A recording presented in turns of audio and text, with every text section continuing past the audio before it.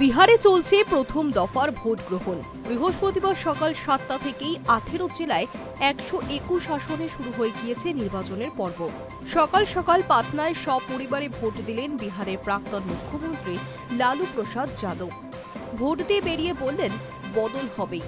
পাশাপাশি স্ত্রী রাজস্বী যাদবের সঙ্গে ভোট দিয়েছেন লালু পুত্র তথা রাষ্ট্রীয় জনতা দলের নেতা তেজস্বী যাদবও। ভোট দিয়ে বেরিয়ে তার বার্তা, আগামী ১৪ই নভেম্বর বদল আসছে, গঠিত হবে নতুন সরকার। বৃহস্পতিবার একাধিক হেভিওয়েট প্রার্থীর ভাগ্য পরীক্ষা।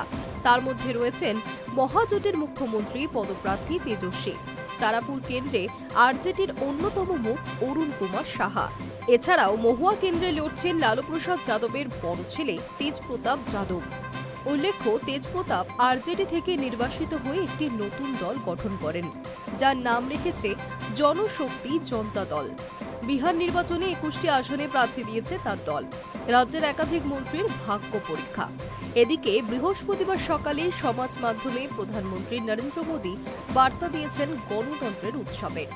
বৃহস্পতিবার সকালে ভোট দিতে গিয়েছিলেন লালু পত্নী তথা বিহারের প্রাক্তন মুখ্যমন্ত্রী রাবড়ি দেবীও। তিনি তার দুই সন্তানকেই শুভেচ্ছা বার্তা দিয়েছেন। তিনি বলেন, আমার দুই ছেলের জন্যই আমার শুভেচ্ছা রইল।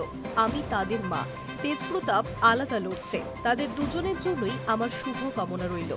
একই সঙ্গে আমি বিহারের জনগণকে অনুরোধ করছি, আপনারা নিজেদের ভোটাধিকার ভুলে না গিয়ে ভোট দিন। উল্লেখ্য, এসআইআর এর পর এই প্রথম ভোট হচ্ছে বিহারে। নির্বাচন কমিশন দাবি করেছে, প্রথম দফার ভোটের জন্য কড়া নিরাপত্তার ব্যবস্থা করা হয়েছে। পুরো নির্বাচন প্রক্রিয়া সুষ্ঠুভাবেই সম্পন্ন হবে। সব মিলিয়ে ৪৫,০০০ বুথে এই পর্বে ভোট। এখনো পর্যন্ত অশান্তির খবর নেই। Hi news network.